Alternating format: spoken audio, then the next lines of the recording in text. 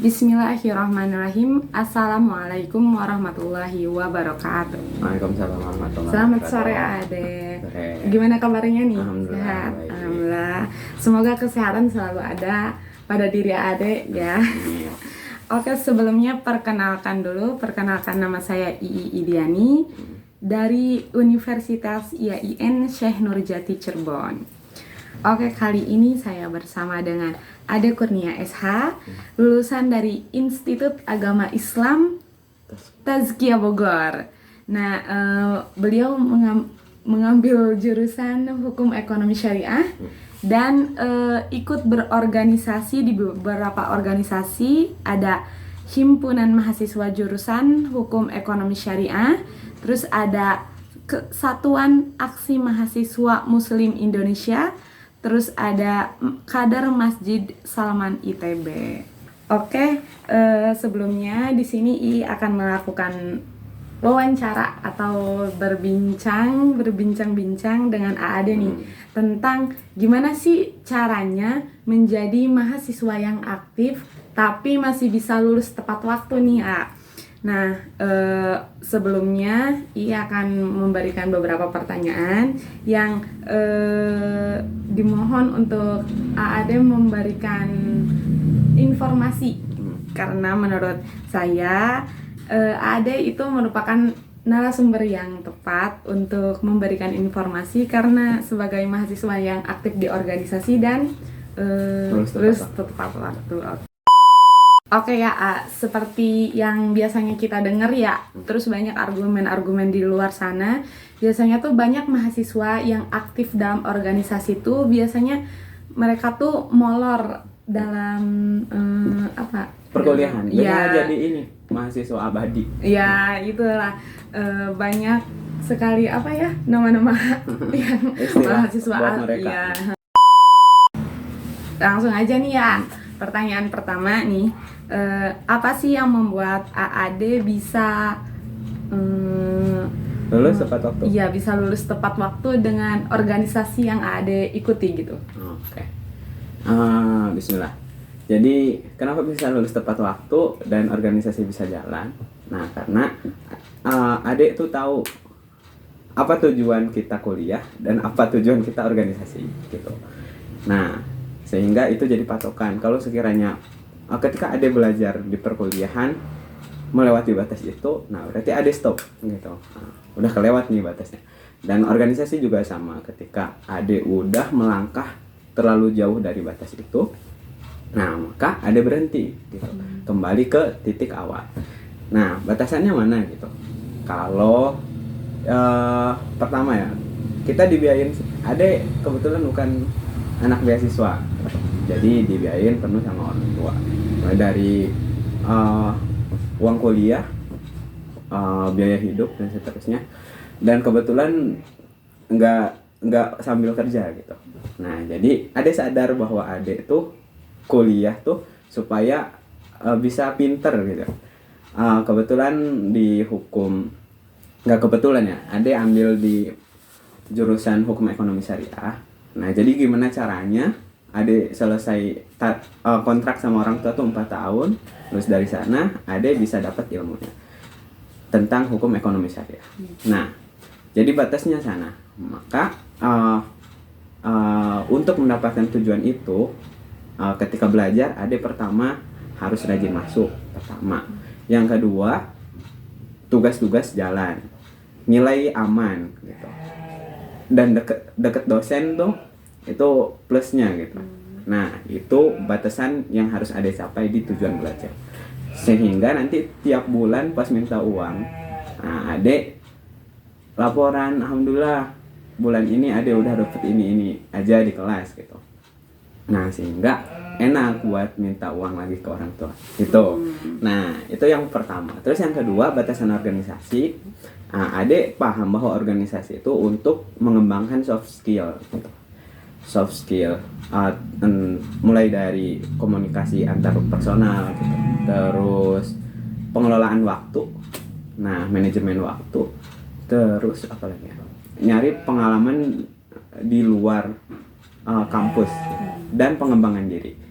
Nah, Maka itu poin-poin itu yang harus Ade dapat. Kalau Ade udah mulai keluar dari sana karena Ade masuk di organisasi pergerakan mahasiswa, nah itu kental banget sama politik praktis gitu ya. Kalau kemarin pemilu tuh, nah banyak organisasi teman-teman yang di satu organisasi dia masuk tim pemenangan gitu.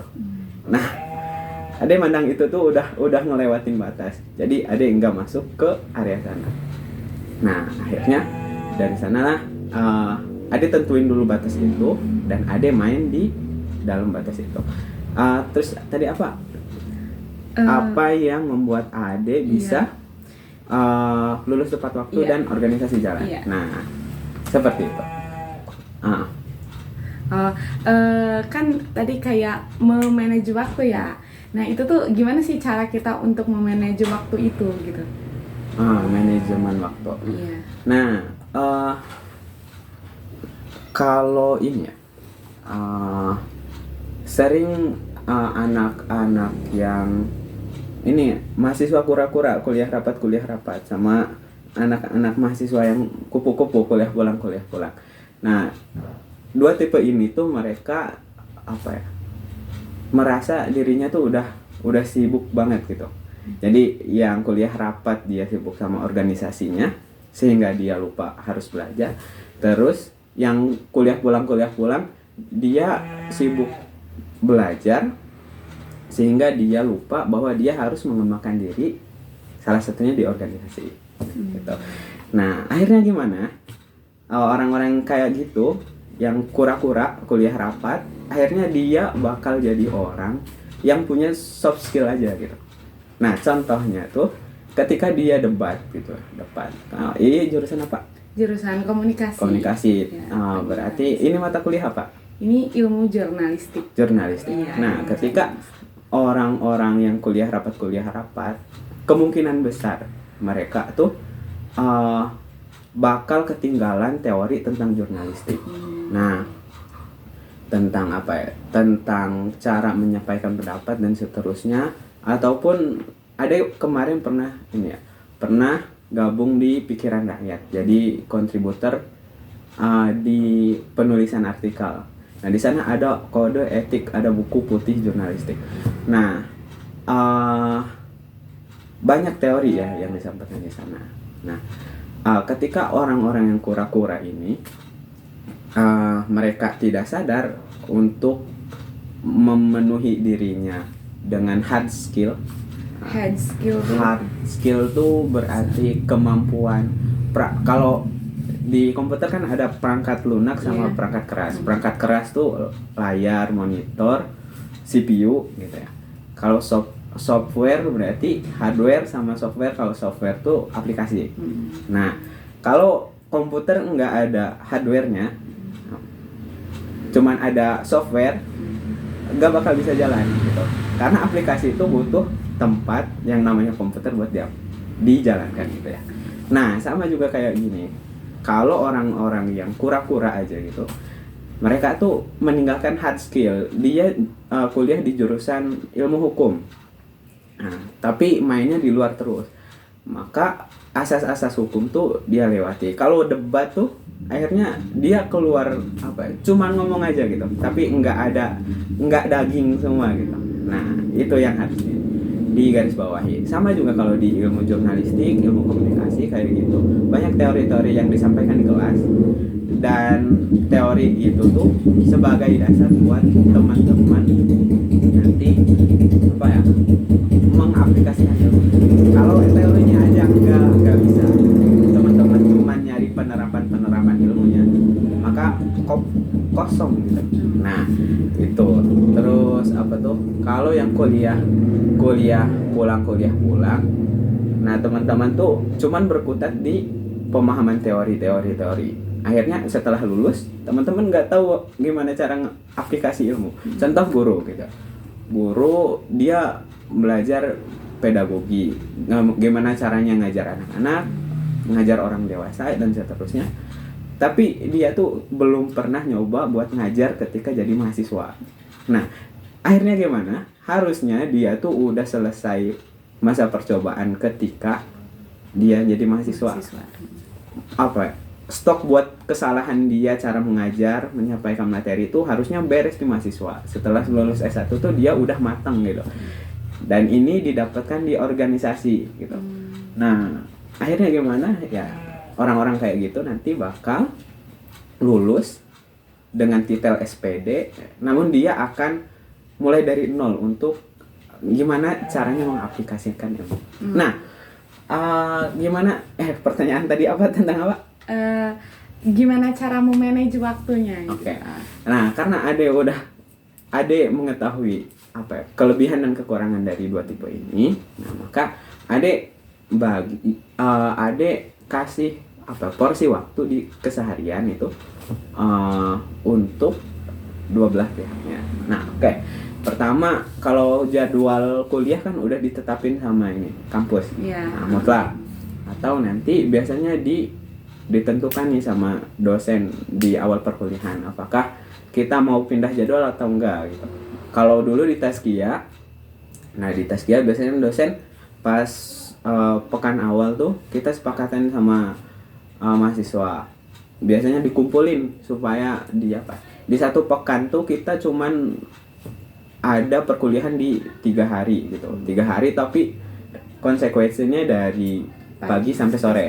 Nah, sehingga waktu yang lain bisa dimanfaatin buat kerja, buat organisasi dan seterusnya. Nah, kalau di organisasi, nah kita tuh fleksibel sebenarnya, gitu. Enggak harus selalu mengorbankan waktu belajar. Ini sebenarnya kita pengurus dan ada struktural kepengurusan ketua dan seterusnya. Untuk menentukan jadwal kegiatan itu ada musyawarah di sana. Nah, inilah jadi tempat buat kita ketika kita memandang perlu untuk kuliah, pertahanin di sana. Ketika kita ada kuliah di Selasa, gitu ya, Selasa. Tapi organisasi mau ngadain acara di Selasa. Nah, kita sampein di sana. Di Selasa kita ada rapat, ada kelas, sehingga nggak bisa di hari itu diadakan acara organisasi. Kita usulkan perpindahan waktu, mungkin yang awalnya dijadwalkan acara organisasi pagi ke sore atau pindah hari gitu. Nah, sehingga dari sana ada kesepakatan bareng gitu. Nah, sehingga bisa jalan jadwal organisasi sama jadwal kuliah. Tapi menurut Aade nih, lebih penting mana sih antara organisasi sama perkuliahan? Lebih mendahulukan yang mana gitu? Lebih mendahulukan yang mana? Oke. Sebenarnya semuanya ada porsi masing-masing gitu ya. Ada porsi masing-masing. Tapi kalau sekiranya dibenturkan dan harus dipilih salah satu, enggak bisa mutlak juga. Mungkin pertama ini ya. Pertama kuliah didahulukan. Karena kontrak kita ke orang tua, kuliah tuh buat dapat ilmu di bangku kuliah gitu. Nah, perkuliahan didahulukan. Tapi kalau dalam kasus lain, nah contoh gitu, setiap mata kuliah tuh ada jatah absen gitu. Buat kalau di Taskia ada 3 per semester, per mata kuliah 3, itu digunakan buat kita izin dan sakit gitu. Nah, disampaikan sama dosen juga. Teman-teman Pak Andang waktu itu, teman-teman jatah 3 absen tuh manfaatkan semaksimal mungkin buat teman-teman, enggak belajar di kampus aja, tapi teman-teman bisa belajar di luar. Nah, belajar di luar. Nah, namun teman-teman harus konsekuensi. Kalau udah lebih dari sana 4 kali ambil izin, ya udah berarti teman-teman nggak bisa kuliah, nggak bisa ujian. Nah, dari sana ada tetap menimbang gitu ketika perkuliahan. Contohnya kemarin pernah pelatihan di Jogja 1 pekan gitu, 1 pekan di Jogja. Di Bandung juga pernah 2 hari. Nah, tapi beda semester ya. Ketika ada pelatihan itu, ada kira-kira nih, ketika materi kuliah masih bisa dikejar apa enggak gitu, sama jatah absen masih aman apa enggak. Ketika mata kuliah masih bisa dikejar dengan mandiri, terus jatah absen masih aman, dan peluang Ade ikut pelatihan itu bisa nambah relasi nasional, bisa nambah input soft skill yang lumayan, akhirnya Ade ambil jatah absen itu buat hadir di acara organisasi gitu. Nah tapi tetap ngabarin orang tua, jelasin mau izin ke kampus karena apa, supaya ada komunikasi yang baik gitu antara kita dan orang tua. Jadi ada kepercayaan walaupun kita ambil jatah cuti ya, ambil jatah bolos gitu, tapi tujuannya jelas mau kemana dan seterusnya. Nah, Masya Allah ya. Oke, bisa gak memberikan saran atau tips nih kepada mahasiswa-mahasiswa yang sedang berorganisasi dan ingin lulus tepat waktu gitu? Oke, teman-teman, teman-teman mahasiswa. Nah, teman-teman tuh di organisasi itu bukan jadi budak organisasi, teman-teman. Teman-teman di sana tuh jadi orang-orang yang merdeka. Catat, orang-orang yang merdeka. Merdeka tuh nggak ada kekuatan yang neken kita gitu. Karena kita tuh punya pola pikir masing-masing, punya kepentingan masing-masing, dan teman-teman ada yakin teman-teman di organisasi itu pasti punya tujuan tertentu gitu ya. Pengembangan soft skill, atau yang paling remeh tuh karena ngedeketin cewek gitu. Nah, nggak boleh sebenarnya yang kayak gitu. Nah, gimana sarannya gitu? Bentar lupa tadi, diulang lagi. Tips atau sarannya nih biar bisa berorganisasi tapi bisa juga lulus tepat waktu gitu. Oke. Tips sama-sama. Nah, jadi sadari sama teman-teman, teman-teman tuh tujuan buat kuliah tuh apa? Nah, terus tujuan buat organisasi mau dapat apa? Ini ke pernyataan ada yang pertama gitu ya. Tentuin batas-batasnya gitu. Nah, batas-batasnya di sana. Nah, sehingga teman-teman ketika jadi anggota organisasi nggak jadi budak organisasi. Budak organisasi itu dia yang mau aja gitu. Disuruh ini, suruh itu, mau aja. Ninggalin mata kuliah sampai jatah absen habis, malah sampai defisit gitu. Nah, tapi mau aja. Dan teman-teman ngerelain satu tahun gitu, 1 tahun telat buat kuliah karena organisasi gitu. Nah, padahal organisasi itu tempat buat teman-teman belajar dan teman-teman tuh merdeka di sana. Maka kembali ke prinsip awal tadi, tentuin batas-batasnya. Terus teman-teman adalah orang-orang merdeka di sana. Sampaikan kepentingan teman-teman bahwa teman-teman tuh di kuliah tuh enggak cuman disuruh buat paham ilmu yang teman-teman pilih gitu.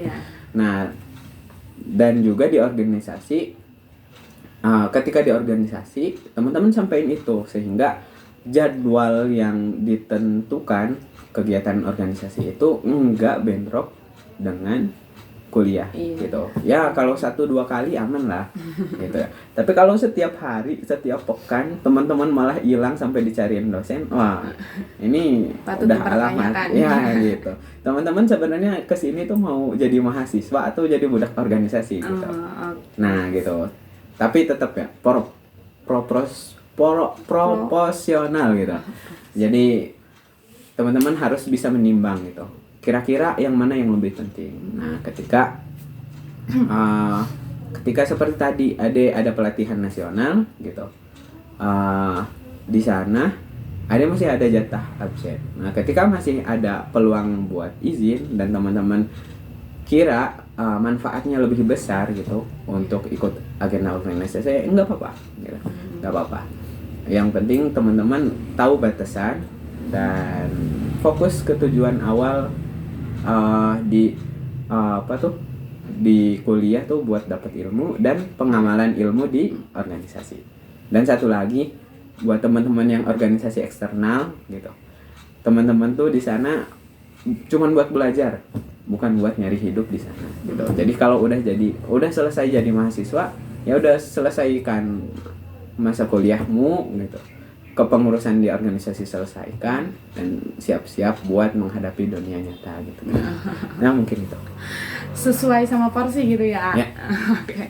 Terima kasih atas waktunya udah berkenan memberikan informasi kepada kita. Semoga informasi yang ada berikan bermanfaat bagi kita semua gitu ya. Mohon maaf bila ada kesalahan. Wassalamualaikum warahmatullahi wabarakatuh.